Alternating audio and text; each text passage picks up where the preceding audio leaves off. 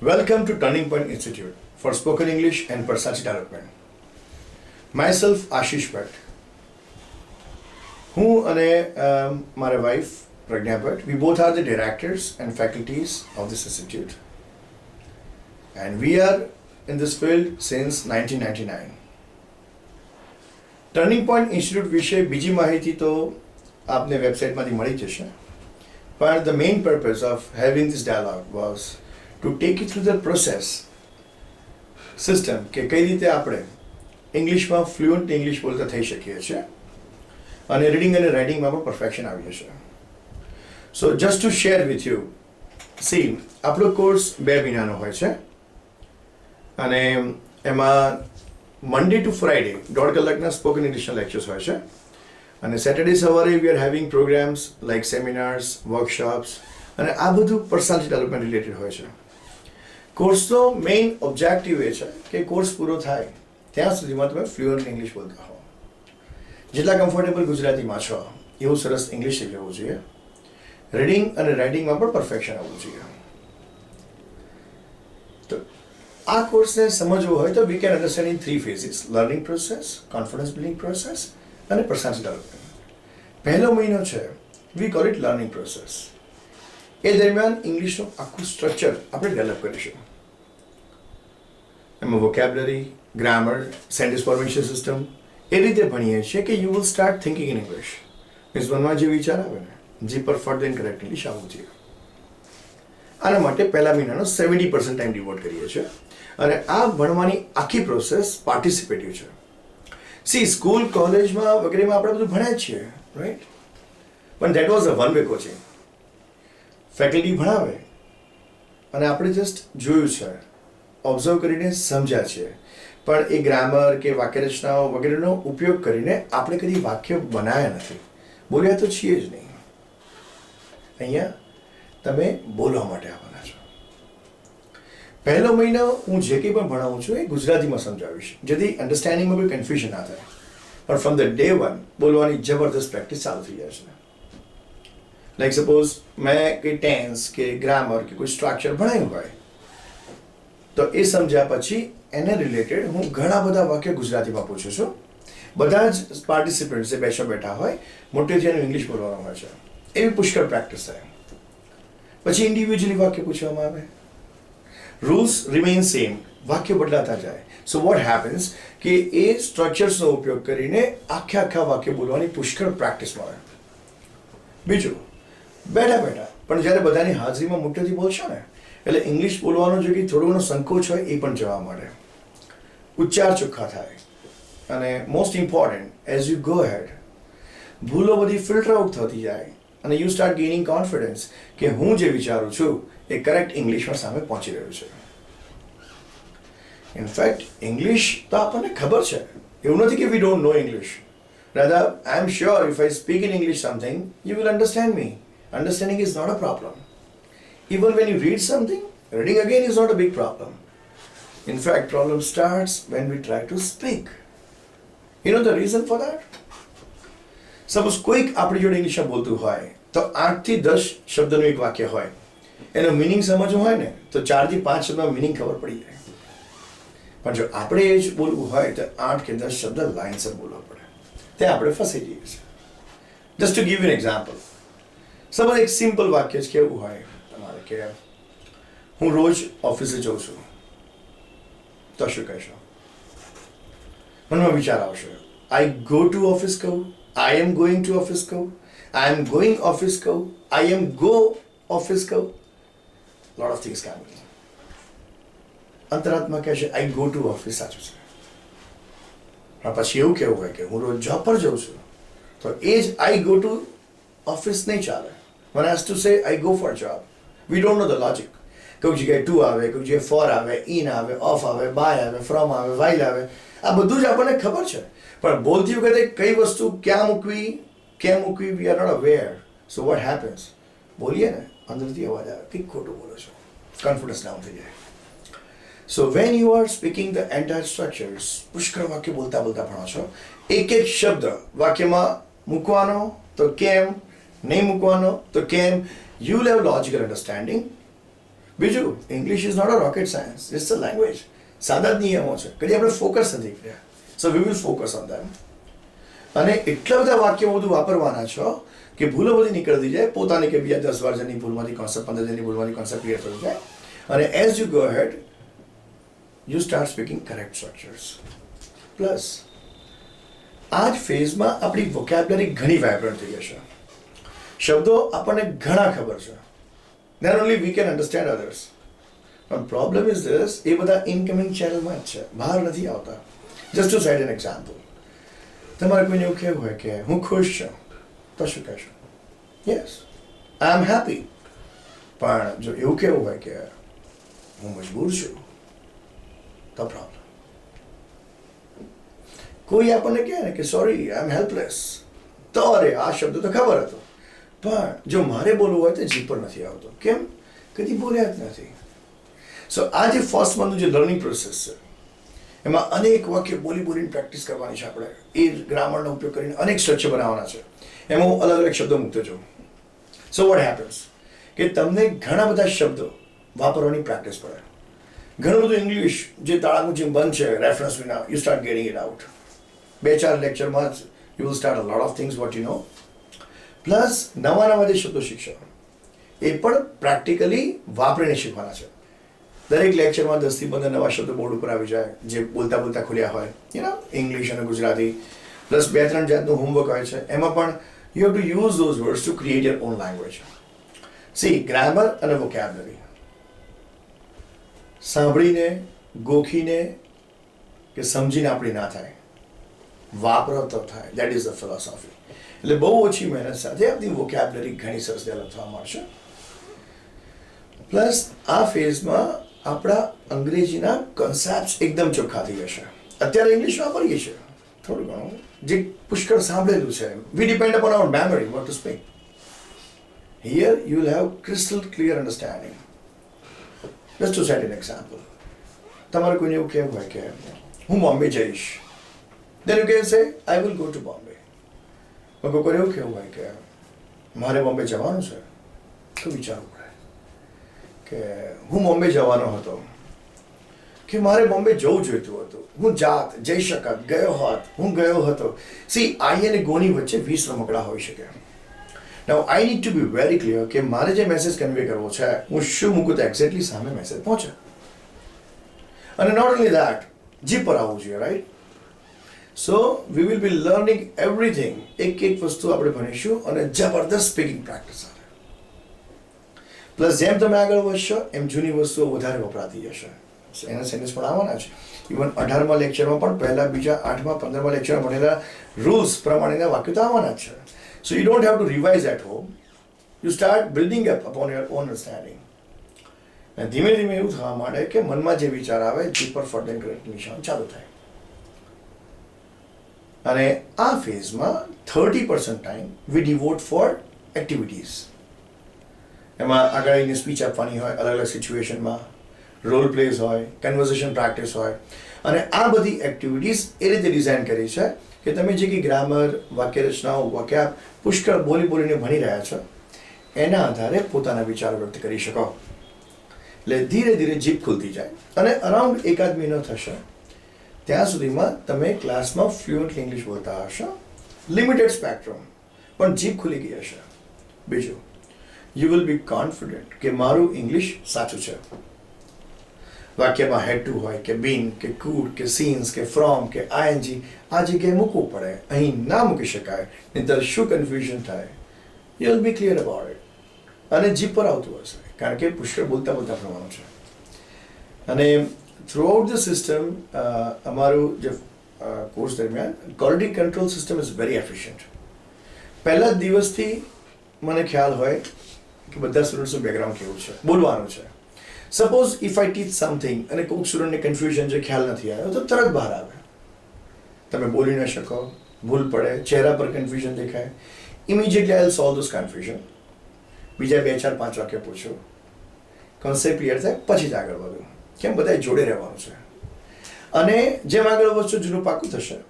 પણ એમ લાગે કે નહીં, સપોઝ કોઈક સ્ટુડન્ટને વધારે મદદની જરૂર છે, classroom is not enough, reason might be anything, we provide personal support to that students. અમે આખી ટીમ છે, એવા સ્ટુડન્ટને અલગ બોલાવી 1-to-1 બેસીને ફેકલ્ટી પ્રોબ્લેમ સોલ્વ કરાવે, પ્રેક્ટિસ કરાવે, તેથી કોઈ સ્ટુડન્ટ પાછળ ના પડી જાય. પેલું કે ને તૂટે ત્યાંથી સાધો, બધા જોડે આગળ રહેવાનું છે. અને આ રીતે તમારો ઇંગ્લિશમાં વિચારવાનો ફ્લો ચાલુ થઈ જશે, જેના આપને બેનિફિટ રીડિંગ અને રાઇટિંગમાં પણ મળશે. અરાઉન્ડ 100 મહિના પછી આપને 2 પાના ભરીને ઇંગ્લિશમાં કંઈ પોતાના વિચારો લખવા હશે તો આરામથી લખી શકશો, બહુ ઓછી ગ્રામેટિકલ એરર સાથે. એ પછીનો જે ફેઝ છે, બીજો મહિનો, we call it confidence building process. એમાં around 40% time we devote for advance structures, advance grammar, એ બધું. ઇટ્સ લાઈક ધીસ કે આપણે રૂટીનમાં વાતો કરતા હોઈએ ને ઇંગ્લિશમાં, that's okay, but when we are talking at professional level, like મારા બોસ જોડે, કલીગ્સ જોડે, ક્લાયન્ટ જોડે, even for mothers when they are meeting teachers of the children, English થોડું મેચ્યોર્ડ હોવું જોઈએ, પોલાઇટ હોવું જોઈએ. Just to set an example, હું મારા સાહેબને એવું ના કહી શકું કે sir I want to talk to you. મારું કહેવું જોઈએ sir I would like to talk to you. Sounds better, polite. હું કોઈને એમ કહું ને કે please give me your pen, ફ્રેન્ડ્સમાં ચાલે, પણ સામે કોઈ important people are there, formal relations છે, I need to say could you give me your pen please. Sounds polite, mature English. અને આ બધું કંઈ બહુ ઊંડું નથી, ચીચરું જ છે, ભેળ ઉપર ચીઝ વપરાઈએ ને, જસ્ટ લાઈક ગાર્નિશિંગ. અને આપણે એ રીતે ભણવાના કે તમારી જીભમાં વળી જાય. પછી તમે કોઈની પણ જોડે વાત કરશો એમ લાગશે નહીં તમારું ઇંગ્લિશ પ્રોપર છે વિથ ટાઈમ. પ્લસ આ ફેઝમાં આપણે કોમ્પ્લિકેટેડ વાક્ય રચનાઓ શીખીએ છીએ. સી, હું રૂટીન ઇંગ્લિશ બોલતો હોઉં અને somebody drops in and tell me કે Mr. Bhatt, this thing should have been done. મને થોડો તો આઈડિયા આવશે શું કહેવા માંગે છે. શુડ હેવ બીન ડન લાઈનમાં ક્યાં મૂક્યું? અથવા when you are reading newspapers, those are studying in the college, books વાંચવાની હોય છે, મેગેઝિન્સ વાંચતા, લાંબી વાક્ય રચના હોય છે, એ વાંચવી અઘરી પડે છે. 20 થી 25 શબ્દ પૂરા થાય પછી તો ફૂલ સ્ટોપ આવે. હવે the way V study English school કોલેજમાં ભણ્યા છીએ, ગ્રામર બુક્સમાં છે, સબ્જેક્ટ, વર્બ ને ઓબ્જેક્ટ, 3-4 શબ્દનું તો ગ્રામરનું વાક્ય પૂરું થઈ ગયું. આ 25 શબ્દો ખેંચાય કઈ રીતે? વાક્ય ચાલુ ક્યાંથી કર્યું, કનેક્શન ક્યાં છે, પૂરું ક્યાં થાય છે? વી એન્ડ અપ ગેટિંગ કન્ફ્યુઝડ. આ ફેઝમાંથી પસાર થયા પછી તમે એ બધું ખૂબ જ આરામથી સમજી જશો. નોટ ઓનલી ધેટ, જરૂર પડે તમે એવા લાંબા સ્ટ્રક્ચર્સ ક્રિએટ પણ કરી શકશો. કારણ કે લગભગ 1.5 મહિના થશે ને ત્યાં સુધી તમારી સમક્ષ ઇંગ્લિશ ગ્રામરનું ચિત્ર આખું ખુલી જશે. અને યુ વિલ ફાઇન્ડ આઉટ કે આખા ઇંગ્લિશમાં જેટલી પણ વાક્ય રચનાઓ છે, ગણીને 4 થી 5 સિદ્ધાંતો ઉપર જ છે, એની બહાર કંઈ જ નથી. સી, આપણને ગ્રામરનું ટેન્શન હોય છે. I was also in Gujarati medium 12th standard. I have face those problems. શું થાય? બહુ બધા નિયમો હોય છે. લાઈક કોઈ એક ટેન્સ પકડો, એના થોડા નિયમો હોય, નવી વાક્ય રચના, નવા નિયમ આવ્યા, ટેન્સ બદલાય, નિયમો બધા બદલાઈ ગયા, પેસિવ વોઇસ આવે, બધા ઊંધા નિયમો. સો આપણને એમ થાય, અને બધા નિયમો છૂટા છવાયા છે કે કનેક્શન નથી એની અંદર. સો આપણને એમ થાય કે નિયમો જ ગોખીએ કે એમને કઈ રીતે રિલેટ કરીને પોતાના વિચારો વ્યક્ત કરીએ. ટર્નિંગ પોઈન્ટમાં the way we learn English is like mathematics. આપણે ખબર પ્રમેય સાબિત કરતા થિયરમ્સ સ્કૂલમાં, એક જ નિયમ અલગ રીતે વપરાતો હોય, જોવાની દ્રષ્ટિ ખાલી બદલાય. સો that's the way we learn English. And that starts from the day 1, પહેલા જ દિવસથી, કે તમે જે કંઈ ભણ્યા હશો, નેક્સ્ટ લેક્ચરમાં જે આગળ ભણશો, યુ વિલ ફાઇન્ડ અરે ટેન્સ બદલાયો પણ નિયમો એના જ છે, નવી વાક્ય રચનાઓ નિયમો એના જ છે, બધું નેરો ડાઉન થતું જાય. અને એમનો એટલો બધો ઉપયોગ કરીને ભણીશું આપણે. You will be speaking sentences using those principle for such a long time. વારંવાર બોલવાના છો કે એ બધું વણી જાય. લોજિકલ સ્ટ્રાઇકમાં બધા નિયમો ગોઠવાઈ જાય અને you don't have two think કે હું આ વાપરું કે આ વાપરું. સી, કોઈ પણ ભાષા સબકોન્શિયસલી જ બોલાય. યુ કેનોટ બી કોન્શિયસ કે હું આ બોલું. ગુજરાતી કે હિન્દી આપણે એમને બોલીએ છીએ, ઇંગ્લિશ એ રીતે બોલાય તો જ બોલી શકાય. અને when you are understanding all the principles logically, અને એક સ્ટ્રક્ચર પર પુષ્કળ વાક્ય બોલીને ગ્રામર ભણ્યા હો, એટલી પ્રેક્ટિસ થઈ જાય કે it will be natural process. ગાડી ચલાવતા આવીએ, પ્રેક્ટિસ થયા પછી યાદ ના રાખવું પડે, સેકન્ડ ગિયર પાછળ આવે, બમ્પ આવે, બ્રેક મારીએ. Same thing will happen in English. અને આ ફેઝમાંથી પસાર થયા પછી તમારું રીડિંગ અને રાઇટિંગ પણ એક લેવલ પર આવી જશે. અત્યારે સપોઝ કે અહીંયા વાંચતા હો એટલું વાંચવામાં તમને 1 કલાક લાગતો હોય તો એ જ વસ્તુ આપ 20-22 મિનિટમાં વધારે સારી રીતે વાંચી લેશો. રાઇટિંગમાં પણ યુલ બી નેચરલી કમ્ફર્ટેબલ. અને those are working corporate level, drafting કરવાનું હોય, મેલ્સ હોય, correspondence હોય, you will be in long structures are coming up. You'll be playing with those words and expressing your exact emotions in a clear cut way. Fine. And our phase માં બાકીનો 60% time we go for activities. Activity શરૂઆતથી આવતી હોય છે. પહેલા મહિનામાં 30% હોય છે, લિમિટેડ. કેમ? બધાની જીભ ખુલતી હોય. એકાદ મહિનામાં બધા તૈયાર થઈ ગયા, ક્લાસમાં બોલતા થઈ ગયા હોય, થોડું તોફાની વાતાવરણ ચાલુ થઈ ગયું ક્લાસમાં, પછી ફૂલ ફ્લેજ એક્ટિવિટીઝ કે જે કે અત્યારે ભેગા કર્યા છે વાપરો. We will provide the platform. અને all activities are very nice. જે કહેવાય ને કે live activities are there. Just to cite an example, કોઈક વાર તમે ટીવી ન્યૂઝ ચેનલના રિપોર્ટર બનશો અને બધાના ટોપિક્સ અલગ અલગ આપેલા હોય. કોઈકને કહ્યું કે ભાઈ ના જ્યારે જે ઉપવાસ પર બેઠા છે ત્યાં જઈને ગીવ લાઈવ ખબર છે. આપણે સ્ટેજમાં એક પ્રોજેક્ટ બધું છે. કોઈકને એવું કહ્યું હોય કે સ્કૂલમાં ફૂડ પોઈઝનિંગ થઈ ગયું છે, પેરેન્ટ્સ, મેડિકલ ટીમ, પોલીસ બધા આવી ગયા છે, hall life going on, just go there and narrate everything. અને સામે હું ને બીજા જે સ્ટુડન્ટ્સ બેઠા છીએ જાણે મેઇન ન્યૂઝ રૂમમાં આવીએ, એમ વિલ બી આસ્કિંગ ક્વેશ્ચન્સ. તમે રિસ્પોન્સ આપો, કોઈને આગળ બોલીને ઇન્ટરવ્યૂ લો. કોઈક વાર સોસાયટીની મિટિંગ થાય, એક પાર્ટિસિપન્ટ ચેરમેન બને, બીજા સેક્રેટરી બને, બાકી બધા મેમ્બર્સ હોય. ચલો એન્યુઅલ મિટિંગ છે, સોસાયટીના પ્રોબ્લેમ્સ ડિસ્કસ કરીએ. You know what happens in meeting? આરોપો, પ્રત્યારોપો, દલીલો થાય, ખુલાસા કરો, કોઈને સવાલો પૂછીને કન્ફ્યુઝ કરો. See the point in here is તમે આના માટે જોઈન કરો છો કોર્સ, બિંદાસ ઇંગ્લિશ બોલવા માટે, હાજર જવાબી સાથે, ટોન બદલીને રજૂઆત કરવી હોય, પ્રેઝન્ટેશન આપવું હોય, કોઈને મનાવવા હોય, you should be able to do that in English. Debates કરશો, see public speaking, examples, presentations, role plays, dramas, ઘણું બધું આવવાનું.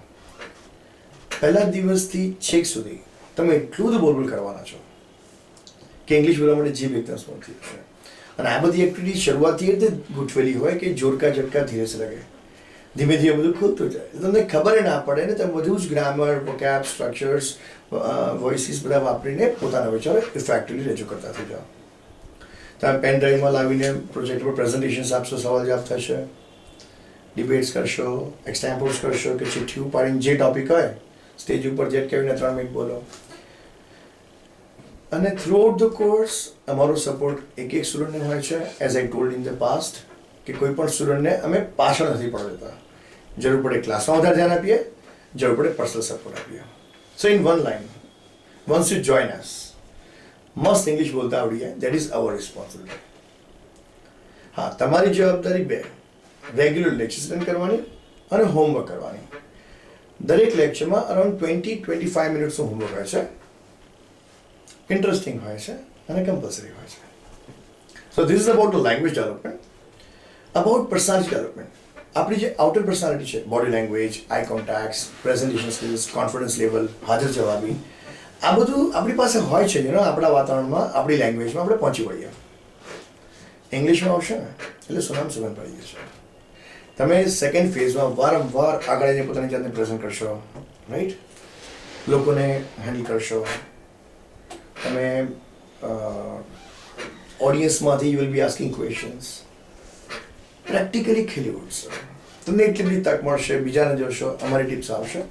પછી ક્યાંય પણ જઈને પોતાની જાતને પ્રેઝન્ટ કરવાની હોય ને, યુ વિલ બી કોન્ફિડન્ટ કે આવું બહુ કર્યું છે, આઈ કેન મેનેજ ધીસ.